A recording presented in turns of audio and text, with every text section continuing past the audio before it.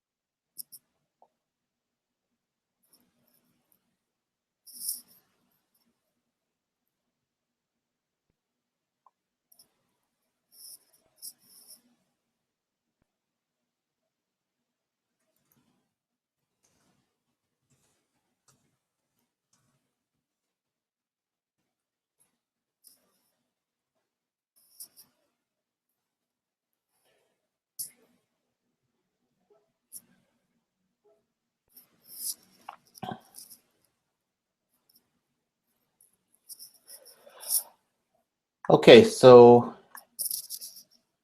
although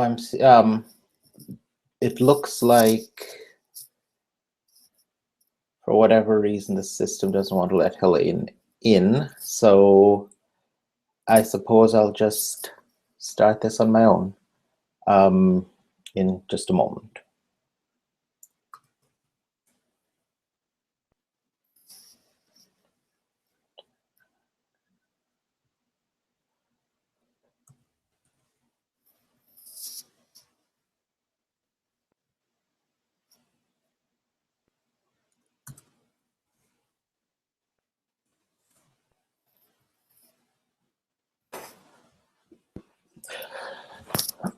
Okay, well, it looks like it's just me talking right now.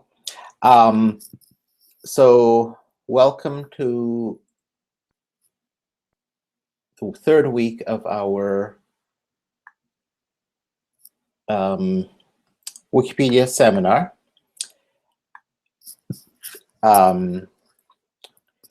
Okay, so today there were a few things I wanted to talk about.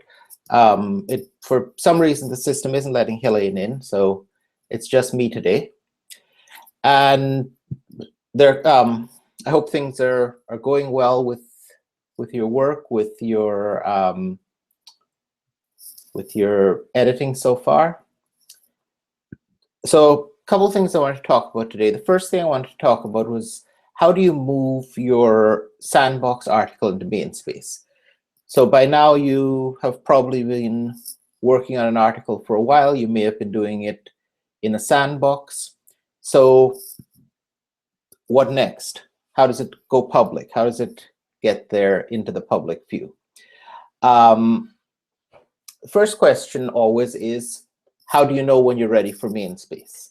Now, there's nothing in policy that forbids the creation of very short stubs. If you want to write a single line with no real, if you want to write a single line message with no real, a single line article with no real information, you're okay to do that. But the reality is, it's probably not going to last very long on Wikipedia. Once upon a time, if you look at an article's history, you might find it's starting out as a very short stub. But in the last 14 years, the community norms have changed, even while the policy may not. If you start with a very short stub, you'll probably end up with something that's very heavily tagged and quite possibly nominated for speedy deletion within a few minutes of their creation. So while it's possible to keep writing around these tags, it can be annoying to have to deal with that. If you want to start something in main space, my recommendation is anything that's newly posted into main space should include at least one substantial paragraph of well-referenced information. Ideally, you should have a references section with at least one incoming link from another article. Welcome to the third week of our Wikipedia seminar.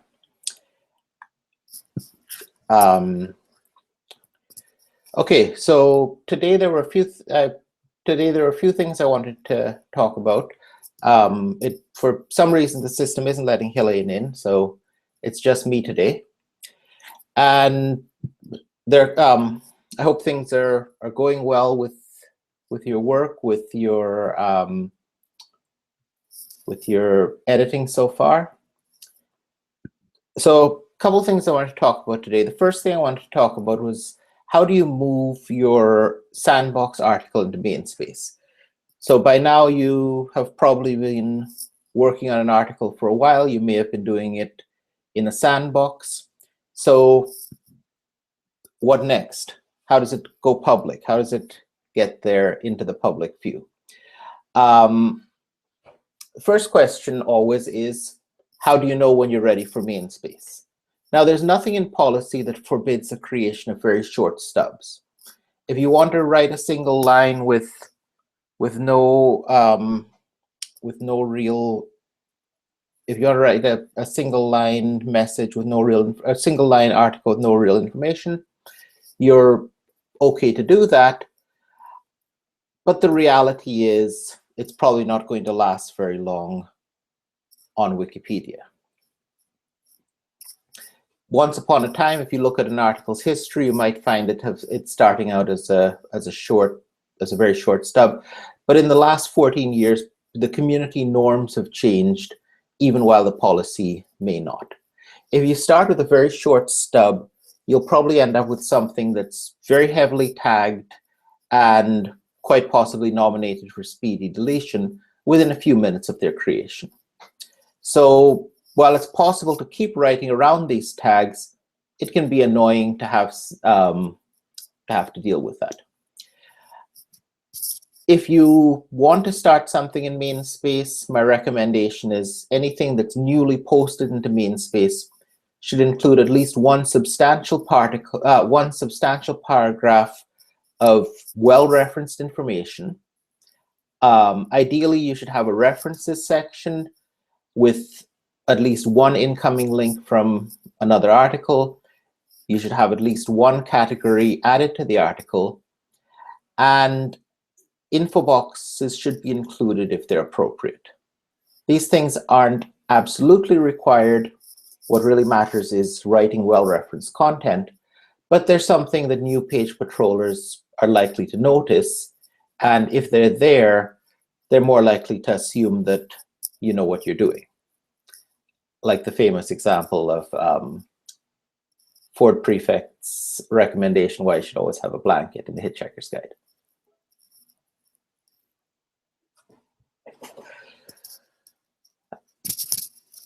But that doesn't really answer the question, when should you really move your draft into main space? First thing to think about is if you're moving something into main space, is it up to standard? Does it meet the quality standard that you feel it should have? Are you ready to relinquish ownership of the article? Wikipedia articles, by definition, aren't owned by anyone. Anyone can create one, anyone can edit it, but even if you create an article, you develop it, you even shepherd it through the good article or the featured article process, you still don't own it. Everything in Wikipedia can be edited by everyone. Now, by convention, certain areas you're allowed a lot more leeway in. For example, when you're working in a sandbox, convention is that other people will let you do what you want to do without bugging you too much, so long as you stay within policy. You can't create a sandbox that's going to be used to attack people. You can't post copyright violations in a sandbox, but within reason, you can write as good or as bad an article in a sandbox, and people will generally leave you alone there. But as soon as you move something into main space, you're working in public, you're in the world where, by convention, anyone can and quite possibly will make modifications, make additions, these kinds of things. If you don't feel ready to share in the development process, if you don't feel it's mature enough for that, that's one reason not to move it into main space. Another reason might be that you're interested in nominating the article as for Did You Know? So Did You Know is a process for new articles where a little fact from the article is posted on the front page. And it's it gets the article a lot of page views. Now, to be eligible for Did You Know, your article needs to be newly created or newly moved into main space. That's new meaning within the last week. And it has to be at least 15 characters of readable prose. So that means that it has to have at least 1,500 characters in text, not tables, info boxes, lists, these kinds of things.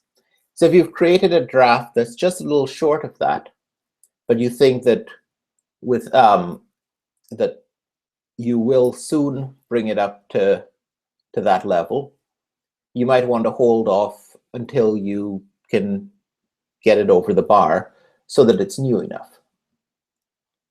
Now, the DYK process can be a little daunting, although it shouldn't be for anybody who has had to meet a word limit for an abstract submission. It's basically about getting one interesting fact into the required length, and it's fairly short, the number of words you can use. And you submit it. It's a good way to get some eyes on your work. Somebody will review it, will make sure that the fact that you're stating is supported by the citations, things like that. It is actually a good way to get some eyes on your work, but it's not a way to get feedback. So if you have something that's obviously incomplete, don't submit it to DYK and ask people to take a look at it. You'll just annoy people. If you have something that's reasonably polished, though, and you think it might be a good hook for DYK, submit it, and you will get some eyes on it. So now there's the question of how do you actually move something into main space? And I'm going to share my screen here in a moment. Let's see. Screen share is never my friend, it seems.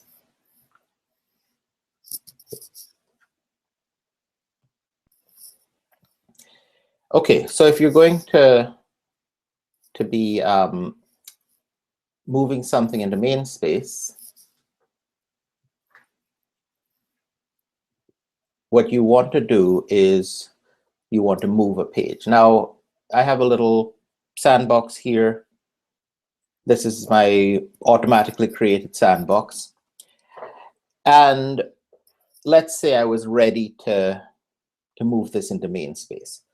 Well, what I would do first is get rid of this sandbox template because it's no longer a sandbox. Save that. And although I would never move this in reality, if you look up here, there's a little tab that says More. Click on that, and this brings you to the Move screen. Now, the Move screen has some important information here. It's telling you you're going to be moving it. First thing you want to do is look at the namespace. So right now it's in the user space. It's a sandbox of mine, and I want to move it into the article space. The article space is up here. It's the first option. We don't want to move it into the Wikipedia space, Students sometimes make the mistake of thinking that the Wikipedia space is Wikipedia. This is not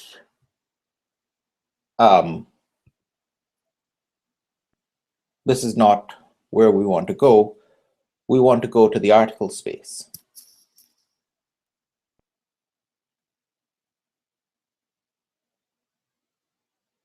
Okay, sorry, just a moment of distraction. I'm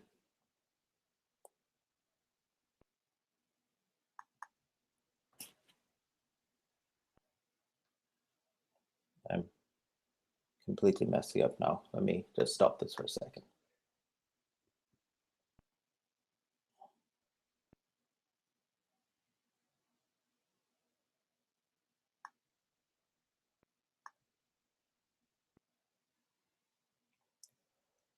Okay, sorry about that. I'm trying to multitask unsuccessfully. So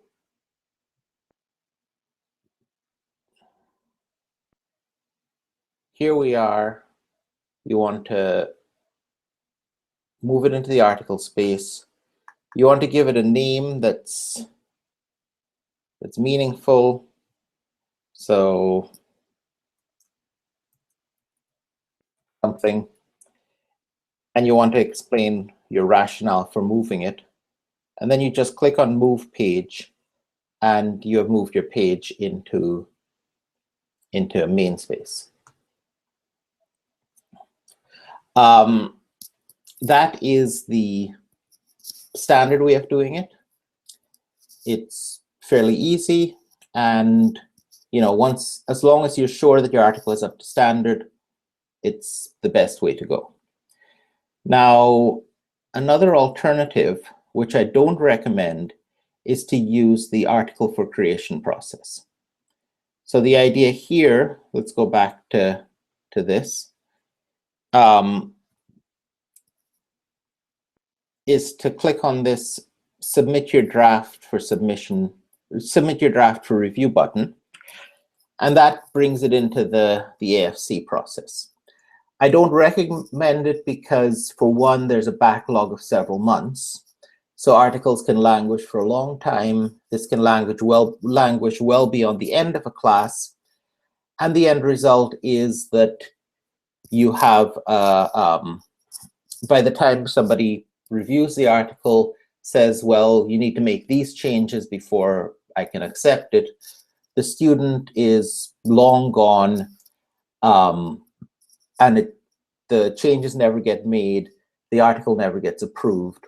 And after 6 months of sitting there unapproved, AFC submissions are normally deleted. So the downside of that is often nothing happens. Much better with classes would be to ask the content expert to take a look at it, or better yet, if it's your class and your students, review their drafts yourself, see that it seems to be up to standard for you, and if it seems reasonable, go ahead and approve it.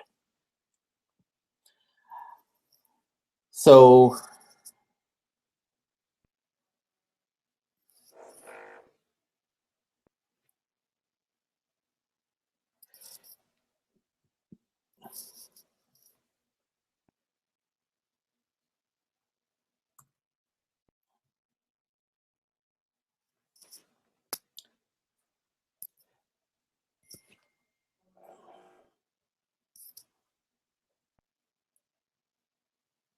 hold on a moment. Sorry.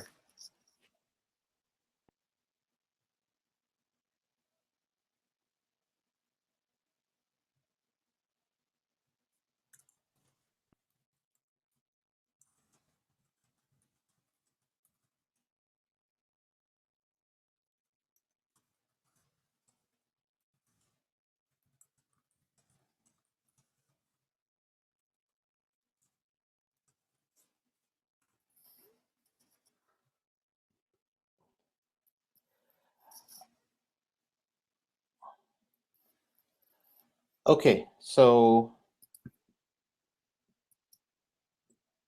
moving on here. The other thing I wanted to talk about was, or the other thing we wanted to talk about this week was getting feedback. So we talked last week a little bit about getting feedback, a couple places you could get feedback.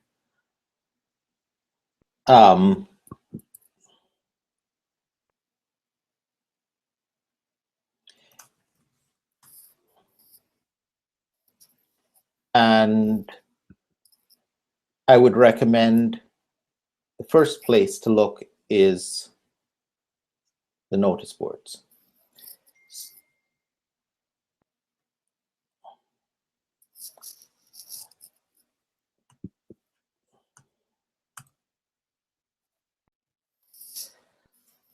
So when you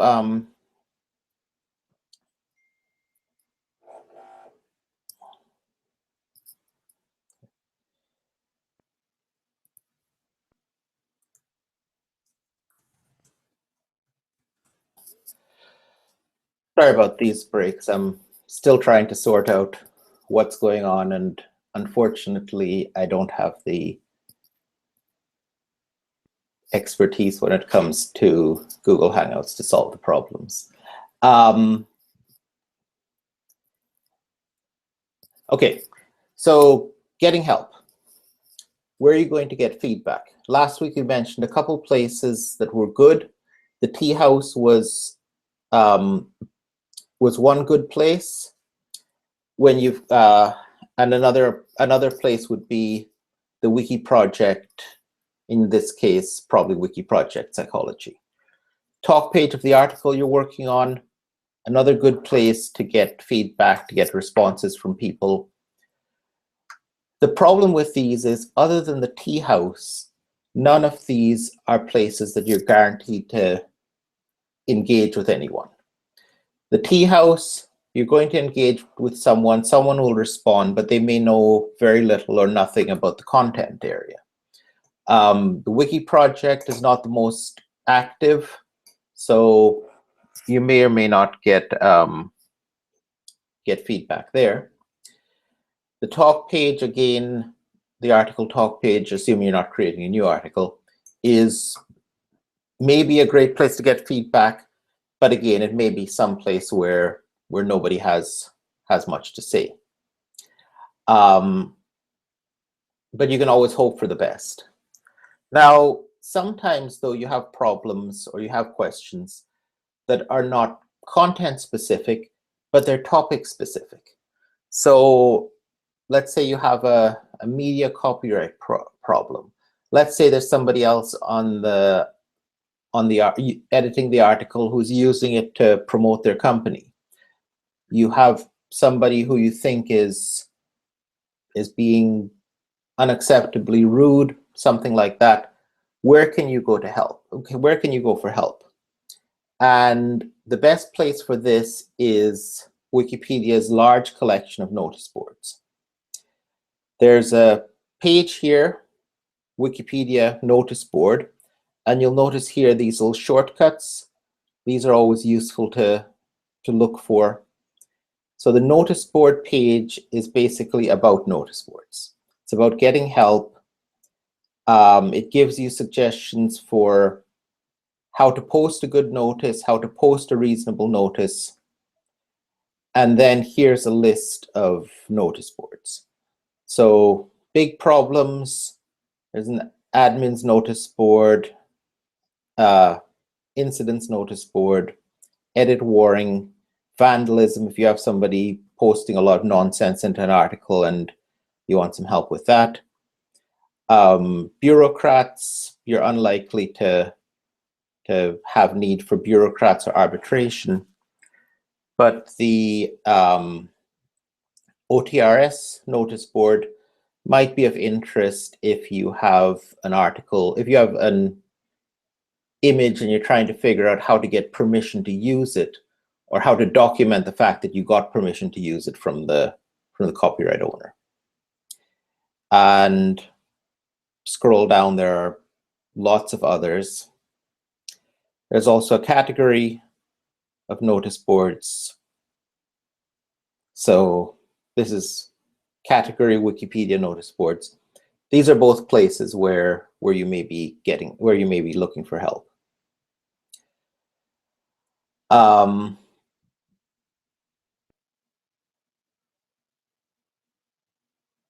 Also, sometimes if somebody tags your page, there may be a link in that tag which can point you in a useful direction.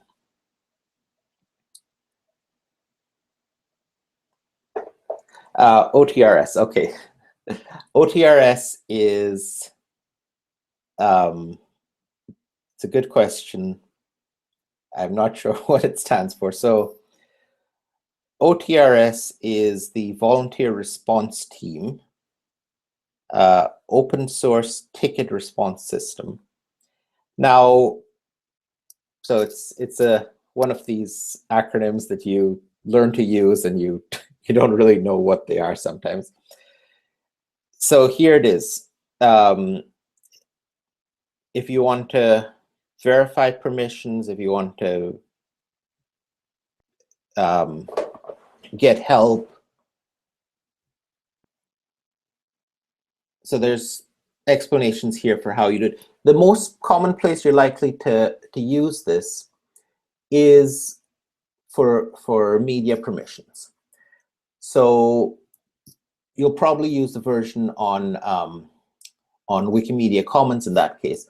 But let's say you're writing an article about somebody, you know, maybe an archive that has a picture of that person, and the archive or whoever is the owner of the picture sends you an email saying, sure, I'm willing to release this under a free license. And if you simply take their word for it and post a note on Commons when you upload it saying, yeah, I got permission from the copyright owner, it's quite possible that it's reasonable for nobody to believe you. So what OTRS does is it allows the actual copyright owner to email a certain address, a certain team, and they will archive that permission, and then they will go and say, yes, we received permission, and it's, you know, everything's above board.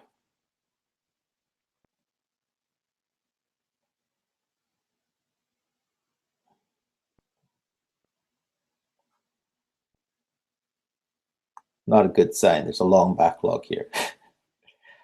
It's always a need for volunteers. So this feeds into then the third thing I want to talk about, and that is media. So most of the questions I get as a content expert are about media use, image use on Wikipedia. What's acceptable, what's not acceptable, why is the image that I just uploaded being tagged for deletion? I found this image online, can I use it? These kinds of questions. So content on Wikipedia is supposed to be available under a free license. This free license means free to be reused, not just for non-commercial reasons, but free to be reused for commercial uses as well. Free to be remixed in various ways and used to produce derivative work, all kinds of things like that. So if you want to illustrate your article, the first place to look is Wikimedia Commons. Commons has a vast repository of usable material. It should be usable. It should be released under an appropriate free license. But very often, the stuff you want isn't there. So you might need to go hunting beyond that. You can do a Google search that actually specifically looks for Creative Commons licensed images. You can search Flickr for tags like that. The problem is that not every Creative Commons licensed image is reusable on Wikipedia. So sometimes things are licensed as non-commercial. They'll have the NC in their license, or they'll have an image with a $sign with a line through it. Anything like that can be reused for non-commercial purposes, but for Wikipedia, that's not a free enough license. Now, obviously, it's perfectly reasonable for somebody not to want their material to be reused commercially. You made a picture, you're happy to let somebody use it for not for profit, but if it's for profit use, you're not okay with that. You don't want somebody making money off of your work. Unfortunately, Wikipedia's goals are about maximum reusability. So anything that's non-commercial, we can't use. Anything that doesn't allow derivative work, similarly, can't be used directly on Wikipedia. So you want a Creative Commons share alike, or SA license. That's good. Or a GFDL, GNU free. Whatever GFDL stands for. That's another license that's used much more for software, but some images are licensed that way. Wikipedia was originally licensed that way, but it's a slightly more cumbersome way of redistributing things. So second case of what's usable is things where the copyright has expired. Copyright traditionally is something that's extended for a fixed term. US copyright has been anything before, I believe, 1923. Copyrights have expired, but anything after 1923, it's been extended for a few years, every few years. A lot of people blame that on Mickey Mouse, that it's a way to keep Mickey Mouse from going into the public domain. It's a way to keep Mickey Mouse under copyright. Regardless of the rationale behind it, newer material isn't going into copyrights on newer material aren't being allowed to expire in the US. In other countries, they are. So copyright expiration differs from country to country. It's been significantly revised over the last 40 years.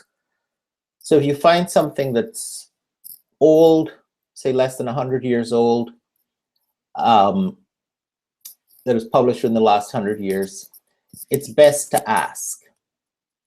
There's, we'll get to in a moment, there's some good places to ask on Wikipedia. Is this image likely to be, is this okay, or is it likely to still be under copyright? Things like that.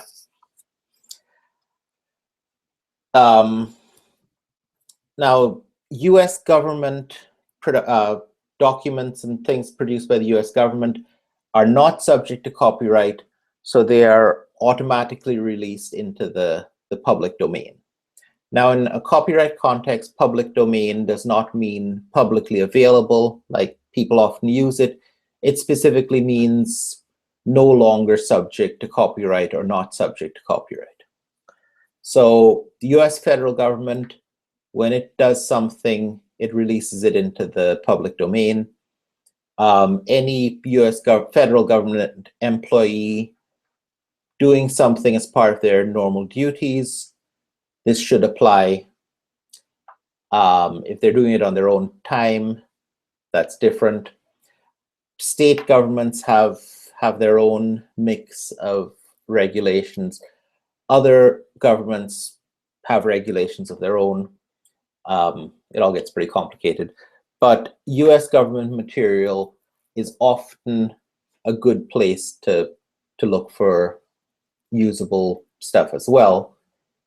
But you still have to be careful, because you may have a publication by the US federal government that includes a photograph that is subject to copyright because it wasn't produced by government as part of by a government employee. So what about fair use? If you've looked around Wikipedia, you'll find things that are not freely licensed, but that are used in articles.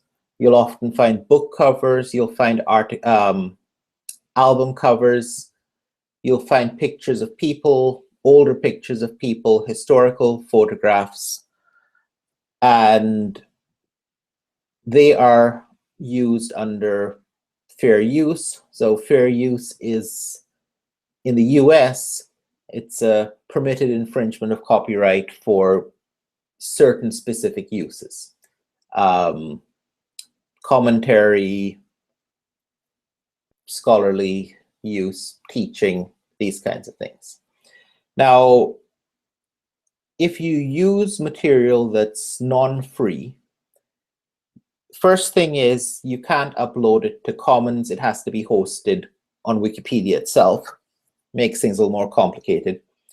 But the other thing is you have to meet what's called the non-free content criteria. So the policy is outlined here, and there are a number of steps. There's no freely available equivalent. You can't be infringing somebody's ability to, say, sell their photographs. You should make sure it's minimal use. Upload a low quality image. And there's a list of different criteria here that you should, it's got to be non-replaceable. So if you use if it's for a living person, generally pictures of that person are not acceptable to be used as fair use, because at least in theory somebody could take another picture of them. For a person who's no longer alive, there's automatically at least the beginning of a rationale to use an image of them if nothing free is available. So it's important, if you're using non-free content, to use it in drafts. Sorry, not to use it in drafts. So only use it in main space. Don't use it on your user page. If you have a draft that you've decided that you want to make a fair use argument for using this image on, wait till you move the draft into main space, then upload the fair use, upload it to Wikipedia, not to Commons, and make sure you include a detailed rationale. And again, if you have questions, there's a notice board for that. Go to the Media Copyright Questions board. Anything about media, there are lots of people there, very often, who are quite friendly and helpful and interested in answering your questions.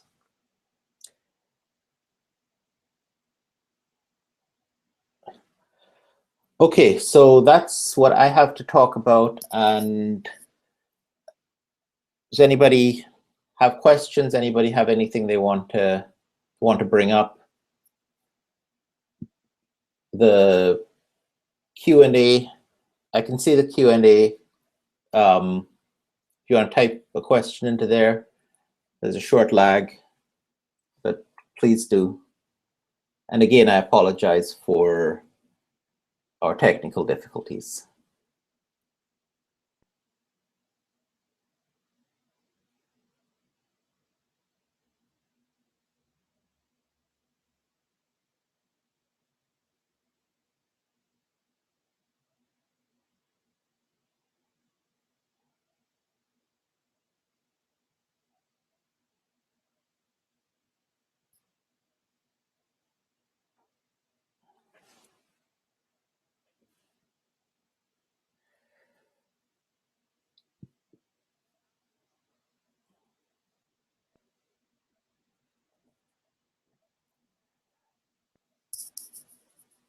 Okay, well, hopefully nobody has questions that they're in the middle of typing and I haven't gotten yet. So I think I'll wrap up here. Thank you very much for coming. My apologies for our technical challenges, and feel free to email Helene or me about any questions that come up. If you're watching this later on, again, don't hesitate to send us emails with questions. And hope you have a good week. Happy editing. Bye.